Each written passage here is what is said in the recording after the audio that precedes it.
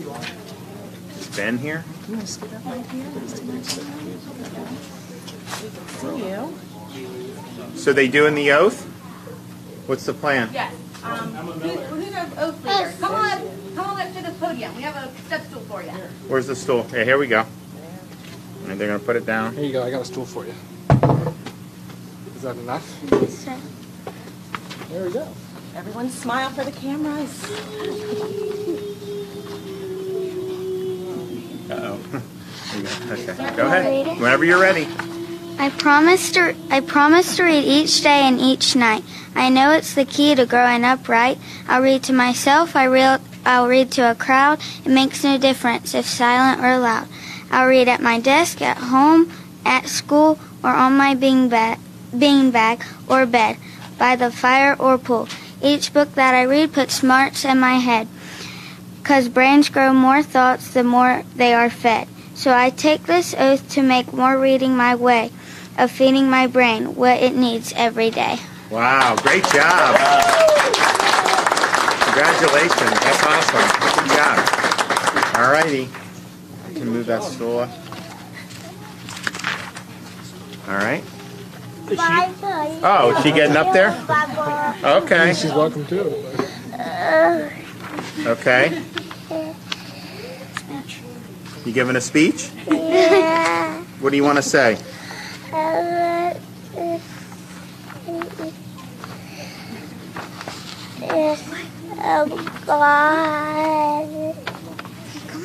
Let's go read. Yeah, that was good. That was good. Here's your buck. Don't forget your buck. Good job. Good job. Well, what a great job. Thank you so much for doing that. And it's really great to be here at River Sink Elementary in Wakulla County. And we're here with, of course, the great elementary school kids. I'm proud to say that for the past 9 years, this school has been graded either A or B every single year for 9 years. And so congratulations on that.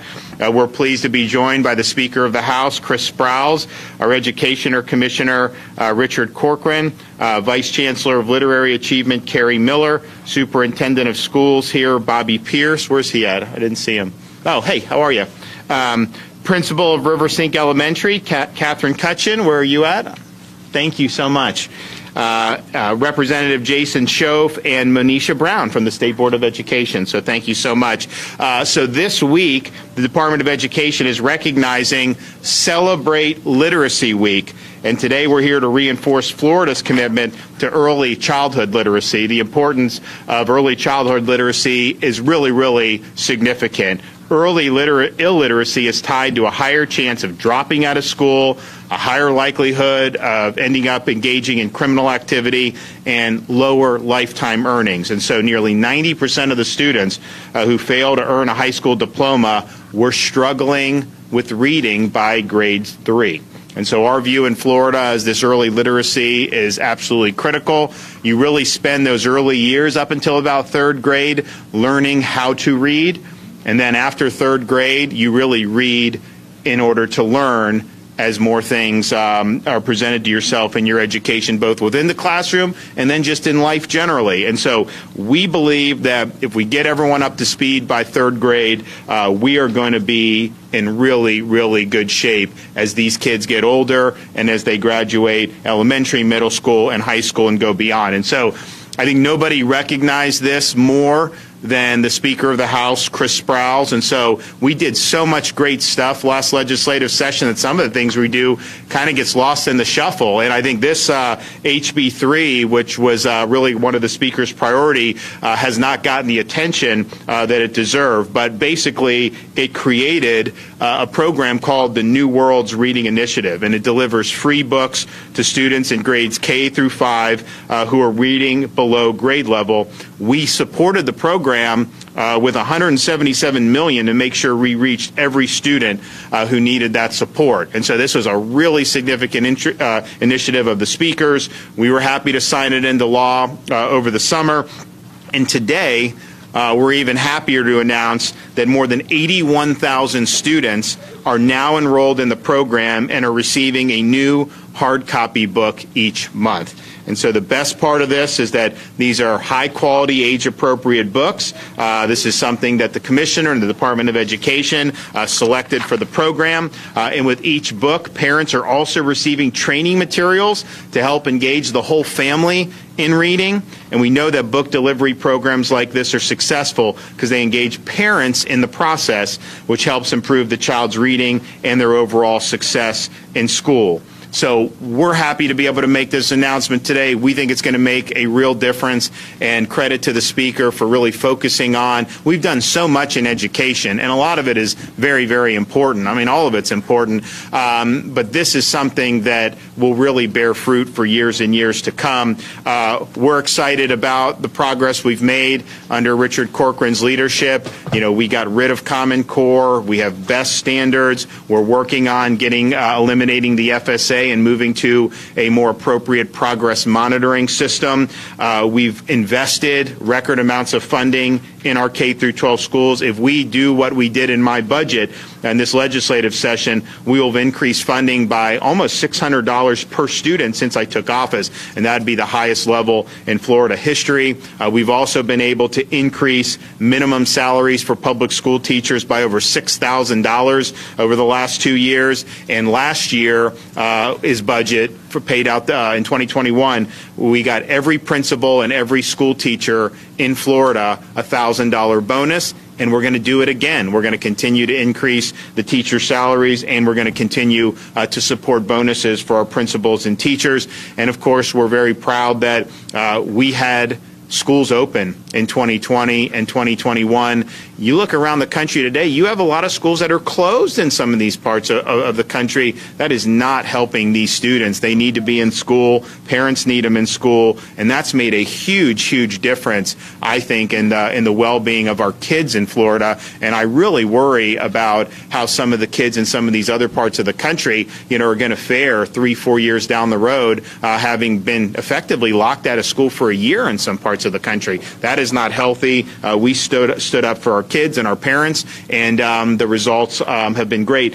If you look at Florida, the latest Education Week Quality Counts ratings, we're ranked number 3 in the country for K-12 achievement. And so at the end of the day, you know, you want to be able to have high standards. You want to be able to have students achieve, and we're able to do that. We've got a lot more to do, but we're really proud of the accomplishments. I think you go back 4 or 5 years, we were barely in the top 20. Now we're in the top 5, and this is part of a whole mosaic of things that we're working on. Yes, teacher. Yes, working on early literacy. Big emphasis on American civics, which I think has been neglected for far too long. Working on technical and career education. We've expanded apprenticeships, 50 apprenticeships over the last couple years. These are jobs people are going in.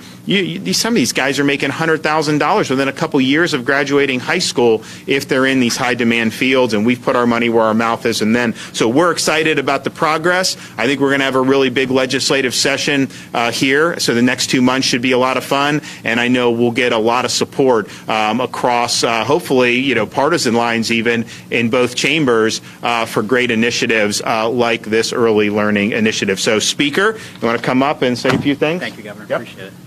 Well, thank you, and thank you guys. You guys are so good. Very, very good. Yeah, you guys like those new books? Yeah, they're pretty awesome. You know, the power of getting a new book and getting a child excited about reading, excited about learning about the characters inside the pages that they're going to discover is the reason that the Florida House came out with the New Worlds Reading Initiative at the beginning of last legislative session. And what's really special about this is what the governor just said at the end of his remarks, which is Florida's doing so well. And the governor does a great job of talking about that. Our principals and our teachers in schools like this one have done such an amazing job in making sure that our children can learn to read. We're proud to be 4th in the nation in 4th grade reading and making sure that we're making those strides. But what really makes a state like Florida not just good but great is our ability to acknowledge when we can be even better. And I think that's what the New Worlds Reading Initiative is all about. When Commissioner Corcoran and the governor and I and others sat down and looked at the statistics in reading across our state, we found some alarming things. We realized that 88% of individuals who didn't graduate from high school were struggling readers in 3rd grade. We realized that 43% of kindergartners weren't reading at proficiency when they started in elementary school. We realized that even though we're doing better than so many of our national peers, it'd be 250 years if we kept on current trends to get to where we needed to be in reading proficiency in the state of Florida. And none of us thought that was good enough, which is where you get the New World's Reading Initiative. It's all designed because if a child can learn to read, they can learn. If they can learn, everything becomes possible. I want to thank Representative Dana Trabolsi, who sponsored this bill, Chairman Chris Latvala in the Education, Danny Burgess in the Florida Senate, and of course our partner Wilton Simpson. But the New World's Reading Initiative is underway. In just a few short weeks, 80,000+ kids in the state of Florida are signed up to have a book delivered to their home every single month. And those of you who remember being a kid, who remember getting a letter in the mail, or gosh, if you got a package, it was really something. But just getting something in the mail that had your name on it, that was for you, was something that was a really big deal when you were a child. Now imagine that being that child who, we know 60% of struggling readers don't even have a book in their home. Don't even have a book in their home. But they get a package in the mail that's for them, that's a book about something they're interested in, and they get to open up this whole new world of reading and character and learning as a result of the New World's Reading Initiative. We're proud to be able to partner with the University of Florida's Lassinger Center, world-renowned for helping in education. But I think it's important to note, not only is this now the largest book delivery program in America, but also we're not stopping there. We realize that we have to engage parents and guardians who are living at home with these children to make sure that they're getting to spend 15 minutes a night with them to make sure they're reading on grade level. So the Lassinger Center is going to send text messages to parents, communications to those parents, to make sure they're getting the support they need to help their child learn to read, and then we're going to measure our success. What we are doing here in the state of Florida, no other state has undertaken. No other state is taking a moonshot like the New World's Reading Initiative and prioritizing the fact that we believe that every child has the opportunity to learn, to be successful, and to be on a pathway to prosperity. I'm proud to have been part of this. I'm proud to have worked with Governor DeSantis, who has continuously led to make sure that these children, that no child in the state is left behind, and to Commissioner Corcoran, his team, Carrie Miller, the Department of Education. I said this morning to someone, you know, we're living in sort of a perfect storm on reading in the state of Florida. Ron DeSantis is governor, Richard Corcoran is education commissioner. We had this bill come out of the Florida House, and I think we can say that we are the only state in America who is zoned in on perhaps the most important thing for a child in their life, but certainly in their educational development, and that is their opportunity to learn those books, to get excited about reading, to learn to read, and more importantly, to learn to learn. Governor, thank you for your leadership. Really appreciate it. Okay.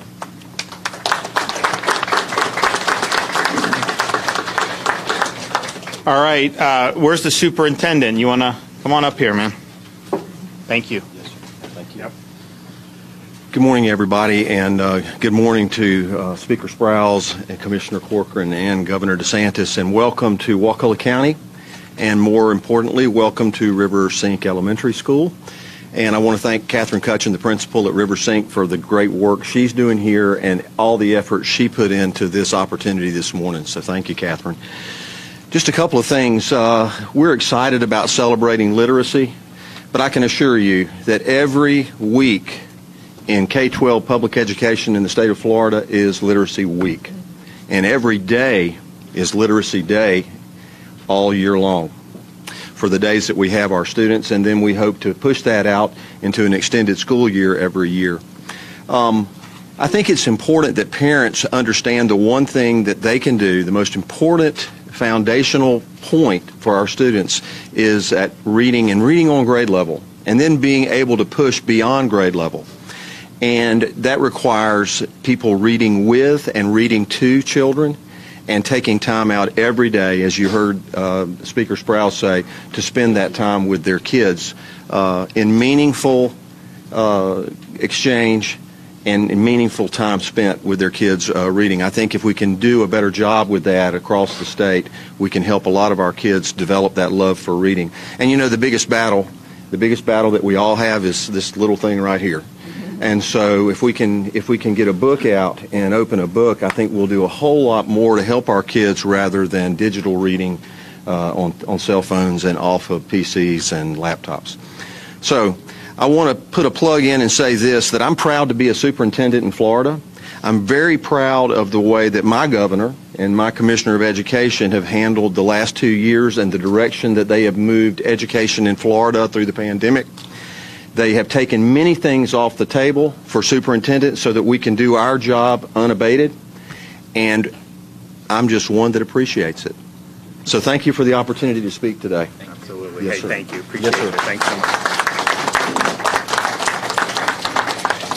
Okay, and now probably like me, still reeling after the Bucks loss on Sunday. Heartbreaker. Commissioner Richard Corcoran. I know. Can you fire some coaches, Governor? Is that like even is that? Anyway, that's a rough introduction because now I'm like throwing off my whole message here just thinking about that game again.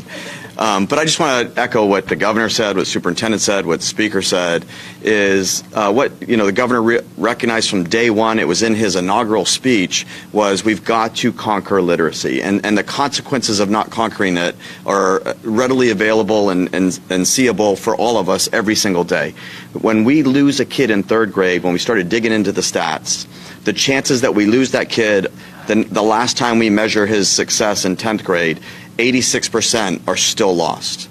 And so we know it's got to come back to the beginning. And so with the reading initiative, and we have Carrie Miller here, who's our expert of the department, sitting with Carrie and talking with the speaker, we realized, the science of reading has to be there. And in that science of reading, in fact, when the governor said, let's rewrite our entire education standards for ELA, one of the requirements for all of the published work, you must have the science of reading. None of this, stuff out there that's been proven to be ineffective and has cost generations of kids the ability to have that great ability to read.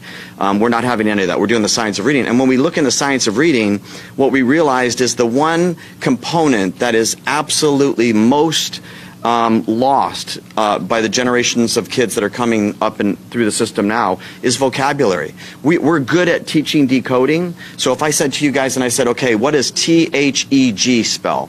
Every single one of you in your head said theg. Because we know how to decode. What does theg mean? It means nothing. It's a made-up word. And that's what happens when we have these young kids and they'll read these books and they could read and decode the entire word, but they have no idea what they just read. And when they don't have that, they don't have comprehension and they can't go to those next stages. And so these books have been carefully chosen, working with the speaker and Lastinger and Carrie in our department. So you're going to learn words like lobster and mussels, and you're going to learn verbs and adverbs, fiercely. And then you're going to understand and know a person called Medusa. All of that is in this book. And you might not know it right now, but what you're doing is you're building your vocabulary, and while you're building it, you're learning a great message. This is a great message about don't give up, take risks. Take risks in your life, and when you take risks, you know what opens up to you? An entire ocean, an entire sea of life. And that's every single book that's delivered to these kids is going to build a vocabulary, help them with their, continue to foster great decoding, and just absolutely hammer home comprehension. And that will put us #1 in all measurements, and whatever survey, national, NAEP, whatever you want to say, we will be #1 because our kids, through this program, will be the most literate in the country. And so thank you, Speaker. Thank you, Governor, for this great work. Okay. Thank you. Well, I want to just, what's that? Okay, you guys did such a good job. I just want to say thank you. Keep up the good work. Oh, good. Well, great. You guys keep working hard in school. We support you. You're going to do great things. Just keep it up.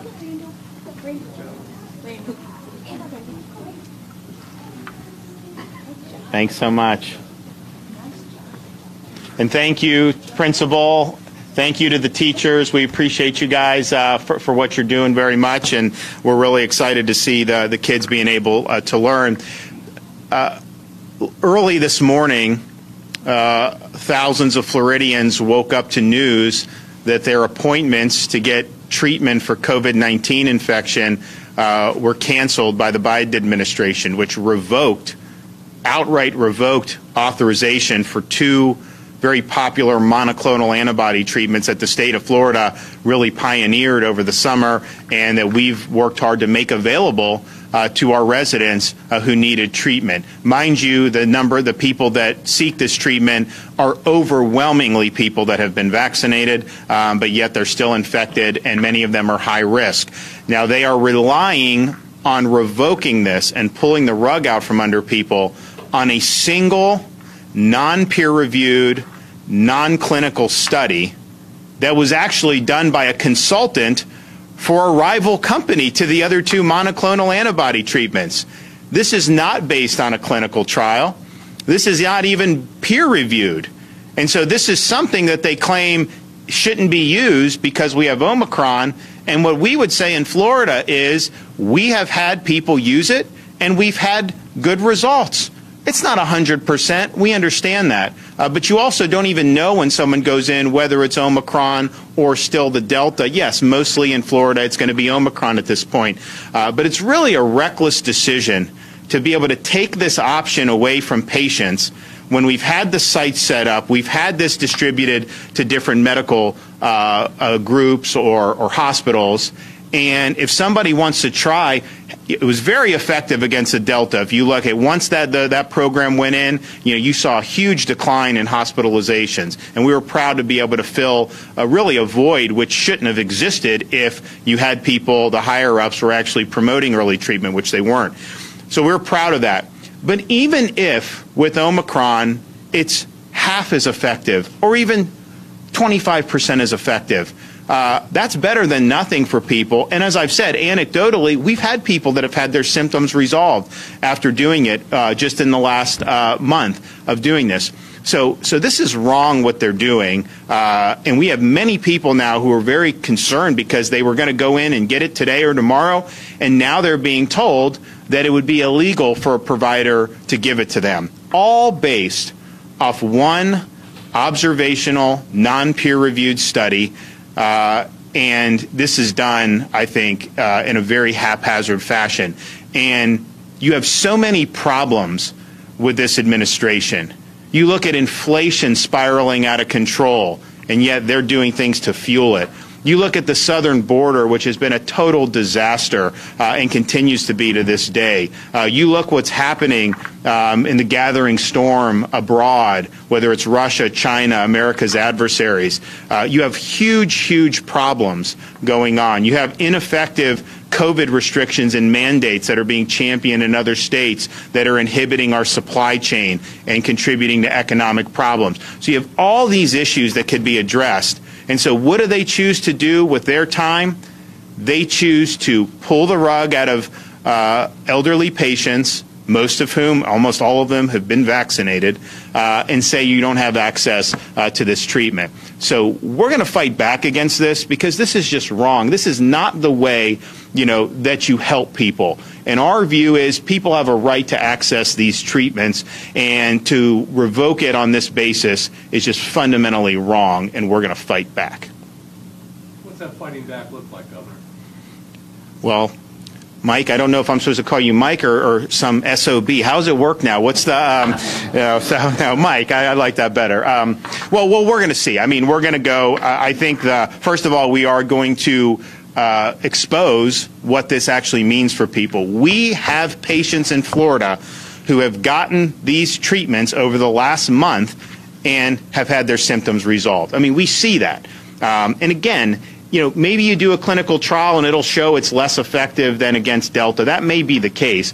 But we have patients who have benefited. That's just a fact. And so if there's a chance to benefit, particularly for these high-risk people, when do it. So we're going to be able to let them tell their story. We also have people all of a sudden, they're getting text messages saying your treatment's canceled. And what does that mean for them? What are they supposed to do now? So you're taking away treatment, which is something that's very, very important. But then just think of the angst that that adds on to somebody. They think they're going to be able to go in and do it. And first of all, these appointments are hard to get because they cut our supply in the first place. They had months and months to prepare for a winter wave, and I think they tried to tell themselves that over the summer, when you have Sunbelt has their high COVID season, that it was just because they're a bunch of backwards yokels and everything like that. First of all, it's not true. We've always had higher vax rate than the nation as a whole, and you have places like Israel now that are on their 4th shot, and they are setting world records for infections. And so clearly you have to have a more holistic approach to this,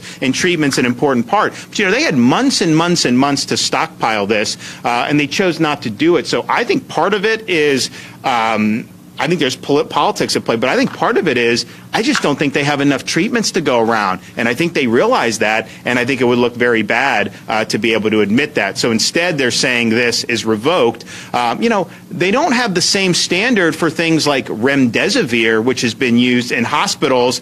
I don't think the data on that has been very promising at all, and yet you don't see them revoking EUA on that. You don't see them revoking EUA on other things. I mean, normally, these things all went through clinical trials. Normally, you would have to have some serious clinical data to do it, and they'll say, well, it's a new variant. Well, the vaccines were created for an old variant too. So this is something that is clearly they're going above and beyond to be able to deny access to people. And again, we just think that that's wrong. And so yes, you're going to hear from us. This was kind of sudden. I mean, they had said different things about it, but this was a really sudden shift, and I think it caught a lot of people by surprise.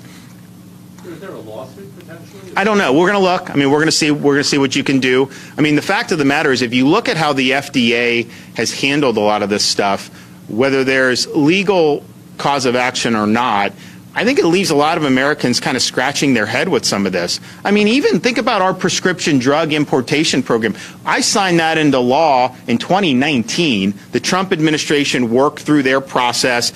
And then when Biden came in, he actually said it was good and that the FDA should go ahead with it. He said that like 6 months ago.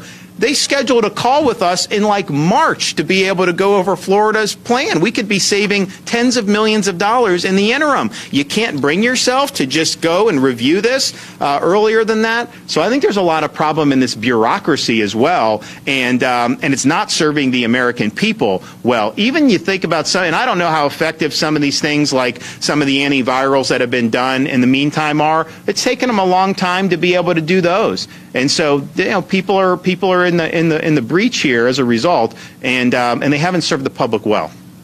All right, thanks, guys. We'll see you. Thanks, Governor. Thanks, buddy. Appreciate you. Thanks so much. Yeah, of course. Hey, thank you. Yeah, of course. All right. All right, I will let you know. Thanks The for closer. I'll call you the closer forever. I'm going to try. Keep it to yours. Yeah.